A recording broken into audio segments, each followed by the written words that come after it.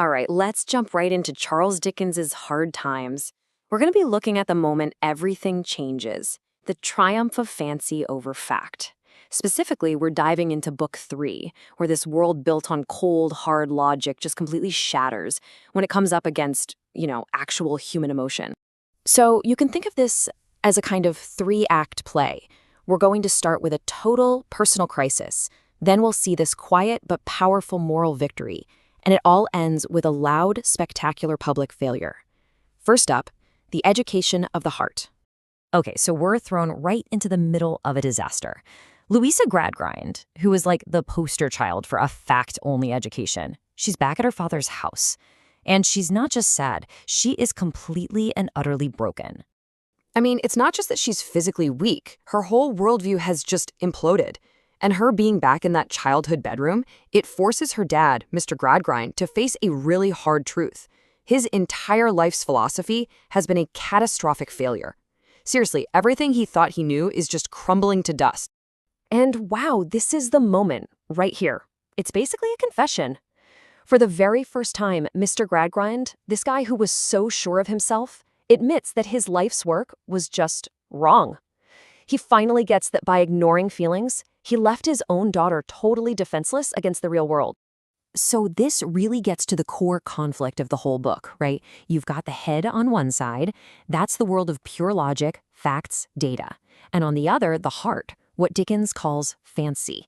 This is all about emotion, imagination, compassion. And Louisa's breakdown, that's the tragic result of what happens when you starve one to feed the other.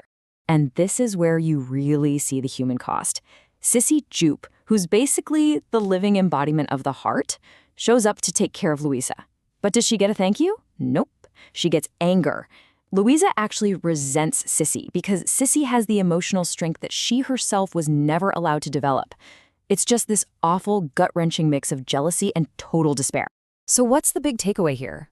It's this incredible flip, this total inversion of power. The girl that everyone looked down on as uneducated, the circus girl, she turns out to be wiser and stronger than anyone. This is it. This is the first big win for the world of fancy. Okay, so let's see where this goes. While the fact crew is still trying to figure out what hit them with Louisa's collapse, the quiet power of fancy, personified by Sissy Jupe, is getting ready to make a major move. All right, so enter the bad guy of this chapter, James Harthouse. Now, he's not some mustache-twirling villain, but he is dangerously selfish. He's going after Louisa and literally does not care that it could completely ruin her life. He's the picture of that cool, detached indifference that can be just as damaging as pure evil. And boom, this is the turning point. Harthouse is waiting for what he thinks is his prize, right? The final move in his little game of manipulation. But it's not the broken Louisa who shows up. It's Sissy. And she is quietly determined. This is it. Goodness is about to go head-to-head with the guy who could destroy Louisa. And just listen to how she handles this. She doesn't raise her voice. She doesn't make threats. Sissy just speaks with this gentle but totally non-negotiable firmness. And Harthouse, the smooth, sophisticated guy, he just can't fight it. It's a kind of power he's literally never seen before. So you've got to ask, why does a guy like Harthouse just fold? It's because Sissy's weapon isn't logic or threats. It's just pure, genuine goodness. Her sincerity forces him to look at himself and feel ashamed. He's totally bewildered by her moral high ground and just agrees to leave.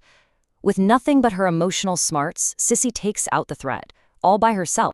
All right, now for the fallout. The world of hollow facts, with the loud-mouthed Josiah Bounderby as its champion, is about to run smack into this new reality.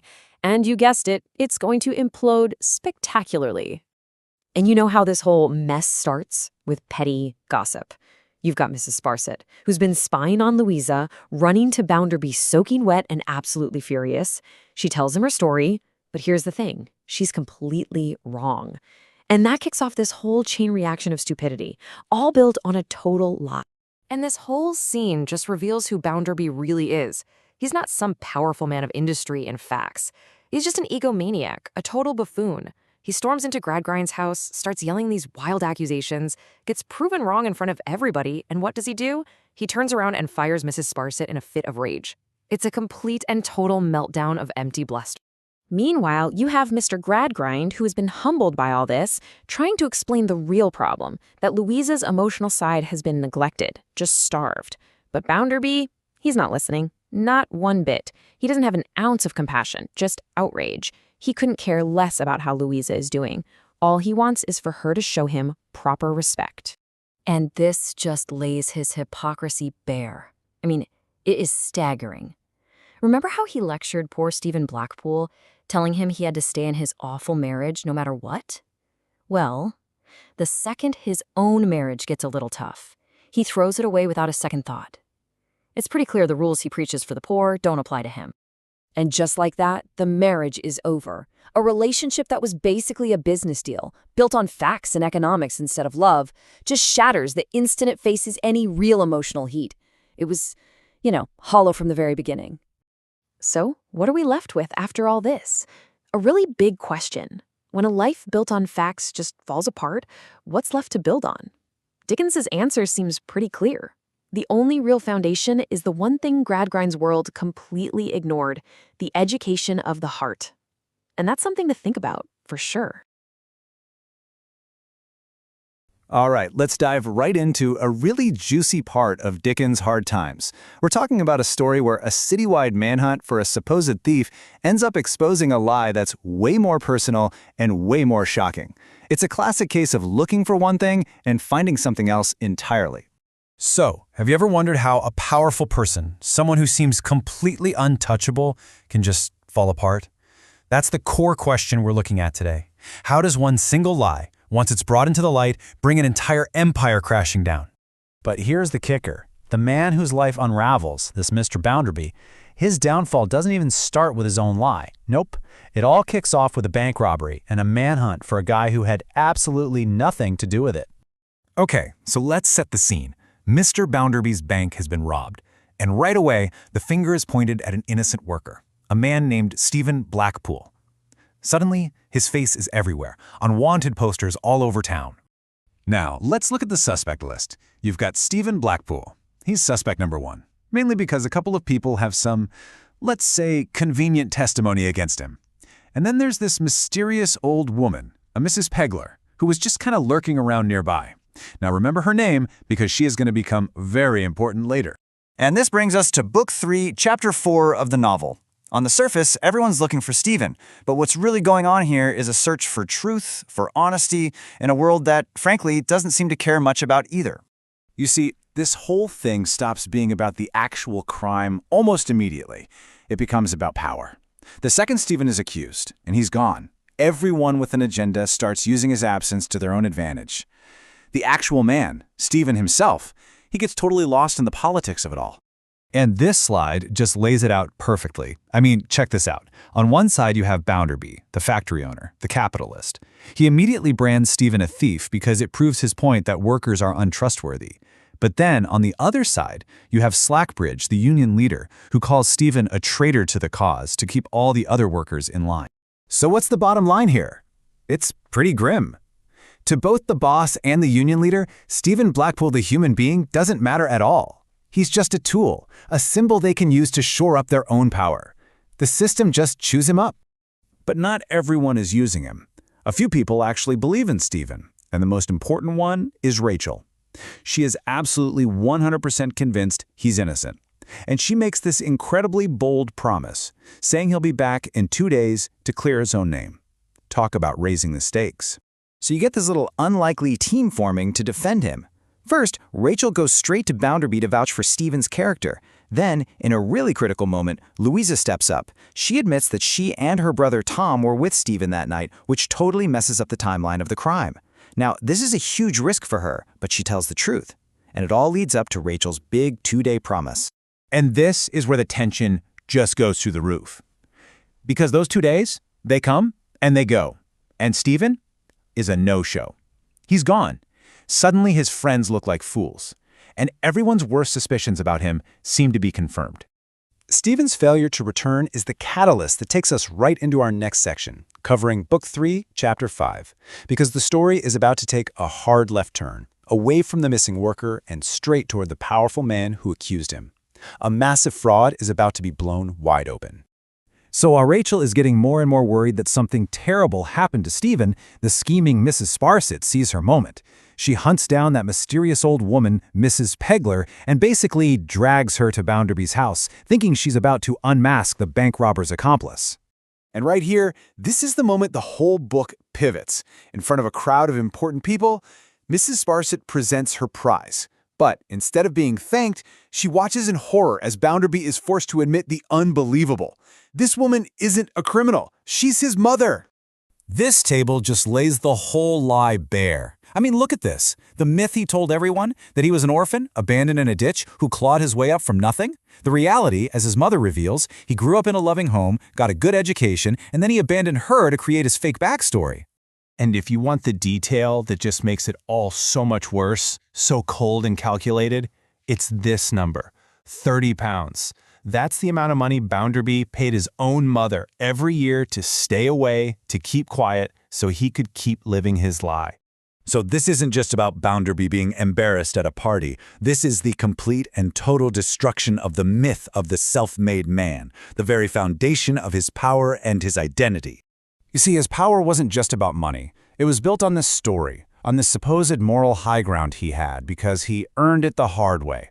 The moment that story is revealed to be a complete fraud, all of his moral authority, all that respect he demanded, it just vanishes. The fallout from this is huge. Obviously, Bounderby's authority is shattered, but it's bigger than that. Dickens is suggesting the whole industrial system he represents is just as fake. It shows us that real goodness, real virtue, is found in the poor characters like Rachel and Sissy, not the rich ones. And it's a brutal reminder of how the wealthy can just use their money to crush anyone who gets in their way. So after all of that, the public humiliation, the lies, the takedown of a powerful man, you'd think the story's over. But we're left right back where we started, with the one question that kicked this whole thing off in the first place. So a massive lie has been exposed, and the whole power structure of the town has been shaken to its core. But the man who is wrongly accused, the person whose disappearance started this entire chain reaction, he's still missing. And so the question that hangs over everything is, where in the world is Stephen Blackpool? Today, we are diving deep into the final dramatic reckoning for two of the most important characters in Charles Dickens's Hard Times. We're about to see a whole system built on cold, hard facts completely crumble when it slams into real, messy human nature. The bill is finally coming due. Let's get right into it. And that really gets to the heart of this entire story, doesn't it? It's the one question that hangs over every single character's fate. What is the price of an education without a heart? What happens when you teach kids nothing but facts and you forget all about compassion, imagination, or even basic morality? Just keep that question in your mind, because what we're about to see is Dickens's absolutely devastating answer. So we're going to follow the book's structure pretty closely here, breaking down this climax into two critical chapters from Book 3.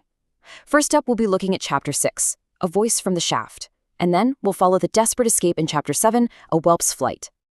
All right, let's jump right into Book 3, Chapter 6. We're out in the English countryside, which you'd think would be a nice escape from the grime of Coketown, but, well, a different kind of darkness is lurking here, right under the surface. So Sissy and Rachel are out for a walk when Rachel spots something. It's Stephen Blackpool's hat, just sitting there. A few steps later, Sissy almost falls right into this giant, gaping hole in the ground. And the realization is instant and just terrifying. Stephen has to be down there. The pit's name? The Old Hell Shaft. Yeah, pretty fitting, right? What happens next is just this incredible show of human spirit. Instead of panicking, Sissy and Rachel channel all their fear, all their love for Stephen into action. They run, they get help, and it kicks off this grueling 4-hour rescue. Can you imagine? 4 hours in the dark, rigging ropes and pulleys, all to get down into this chasm to save one man. And way down at the bottom, they find him. Battered, broken, but somehow still alive. And this quote, this just tells you everything you need to know about Stephen's character. He's trapped at the bottom of a literal hell shaft. He's dying, and he's not filled with anger. He looks up, finds a single star in the sky, and he prays, not just for himself, but for peace, for forgiveness between the workers and the factory owners who completely abandoned him. In his absolute darkest moment, he found a reason to look for the light. So, as everyone gathers round, including the Gradgrind family, Stephen uses his very last breaths to speak right to Mr. Gradgrind. He doesn't want revenge. He just wants his good name back, to be cleared of that bank robbery he was framed for. And he doesn't name the thief, not outright, but he gives Gradgrind this absolutely devastating clue. Go ask your son. Go ask Tom. He knows the truth. And here's the thing, you see. Stephen's death wasn't just some random, tragic accident. It was a complete system failure. He was fired by Bounderby, the heartless factory owner. He was framed by Tom, a criminal raised on pure self-interest. He was cast out by his own union.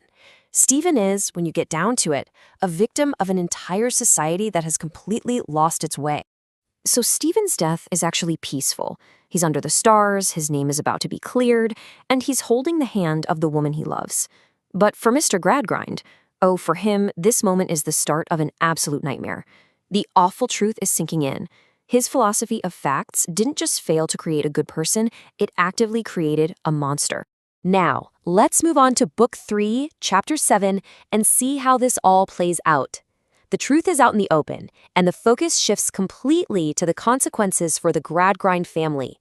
Specifically, it shifts to the desperate escape of the young whelp, Tom. So, in the middle of all the shock and chaos surrounding Stephen's death, Tom is gone. Vanished. And why? Well, because Sissy, who is, as always, the true heart of this family, saw exactly what was coming. She whispered a quick warning in his ear, giving him a head start before the law could close in. Her compassion, her empathy, it extends even to the person who caused all this pain. Gradgrind just locks himself away for a whole day. And when he comes out, he looks older, he looks broken. He's finally accepted the horrifying truth about his son. And, once again, it's Sissy who has a plan. She sent Tom to the only place in the entire world he might find some kind of help, Mr. Sleary's circus. And the irony here is just, wow, it's staggering. Just look at this. Tom, the ultimate product of a world of cold facts and pure self-interest, now has to rely on a world of warm compassion and loyalty for his very survival. The circus, the world of fancy that his father hated, is his only hope. It's a world where community and forgiveness actually means something, concepts that were totally missing from his education. So they find him, hidden away, disguised as a clown. But if you're expecting some big, tearful moment of remorse, forget it. Tom is the same whining, selfish person he's always been.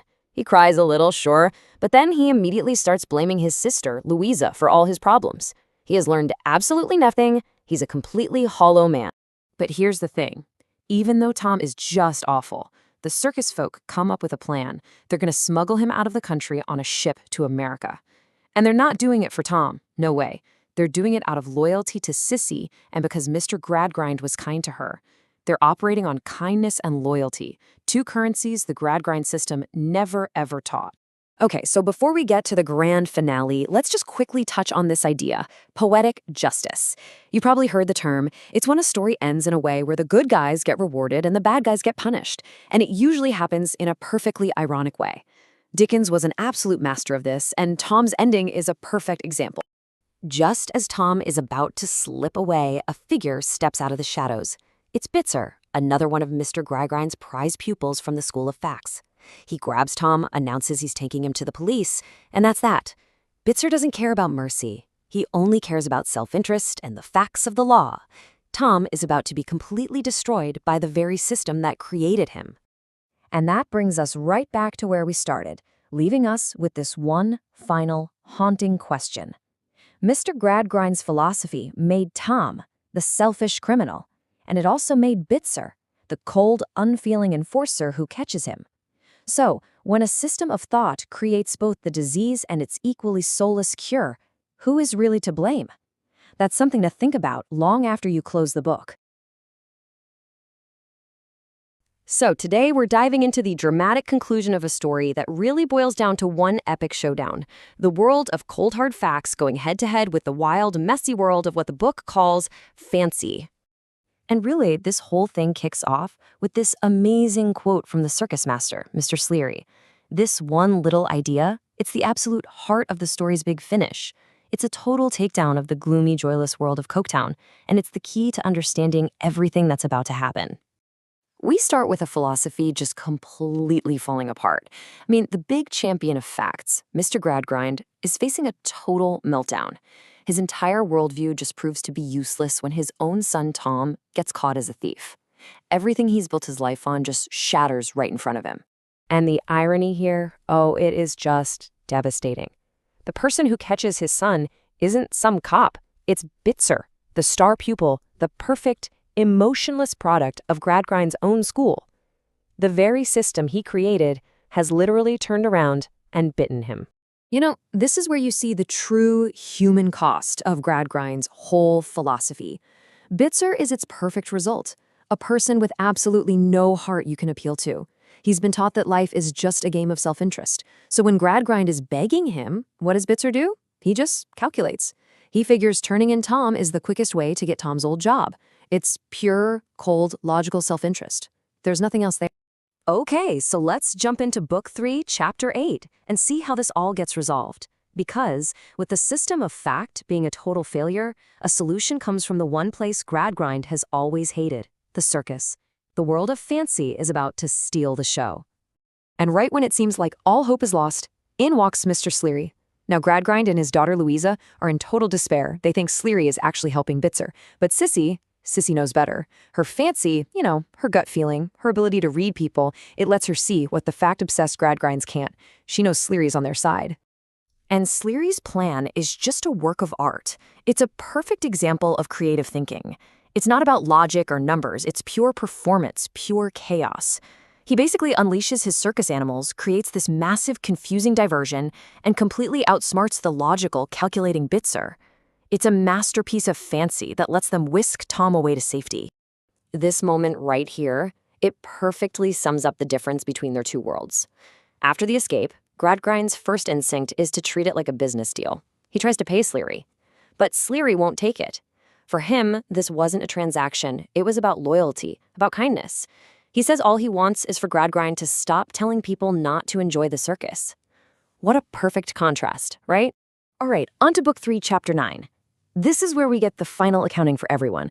It's where every character, one way or another, kind of gets what's coming to them, even if it's not exactly a happy ending for everyone. And first up, we get this wonderfully awful final scene between two of the most selfish people in the whole story. The pompous Mr. Bounderby and the scheming Mrs. Sparsit finally drop the act and just let loose on each other. It is a gloriously ugly end to a partnership built on nothing but greed and ego. So let's look at the final scoreboard. Gradgrind? He actually learns his lesson, completely changes his philosophy. Louisa finds a quiet sort of purpose. Poor Tom dies, feeling sorry for what he did, but he's all alone, far from home. Rachel just carries on with her quiet, sad life. And Mr. Bounderby? Well, of course, he learns absolutely nothing. He stays a loud-mouthed fraud right to the very end. So, as we wrap things up here, it's pretty clear this is not your typical and they all lived happily ever after kind of story. Even though fancy wins the day, there's this permanent shadow that hangs over everyone. Which really makes you wonder, right? What even is a happy ending? Is it just when the bad guys lose and the good guys are still standing? Or is it maybe a little more complicated than that? This story definitely thinks it is. And that complication comes down to this idea of the undone harm. The emotional damage that was done to Louisa and Tom by that facts-only childhood, you can't just erase it. Gradgrind can change his mind, but he can't go back and fix their past. Those scars are there to stay. So, the ultimate takeaway, the big idea from this whole story is pretty clear. A life that's built only on facts and logic and looking out for number one is just incomplete.